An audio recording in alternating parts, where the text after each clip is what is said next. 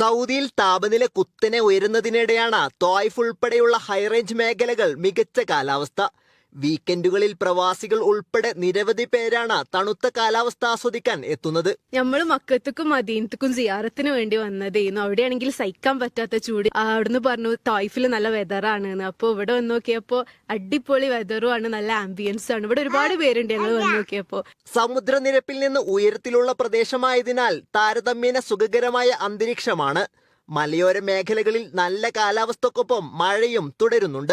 Weekend ആയതുകൊണ്ട് ഇങ്ങോട്ട് വന്നതാണ്. ഇവിടെ വന്നപ്പോൾ പാർക്കിലും എല്ലായിടത്തും അത്യാവശ്യം നല്ല ആളുകളുണ്ട്, മലയാളീസും എല്ലാവരും ഉണ്ട്. പിന്നെ അത്യാവശ്യം നല്ല ആക്ടിവിറ്റീസ് ഇവിടെ ഉണ്ട്, ഗ്രില്ല് ചെയ്യാൻ പറ്റിയ ഒരുപാട് സ്ഥലങ്ങൾ ഇവിടെ ഉണ്ട്.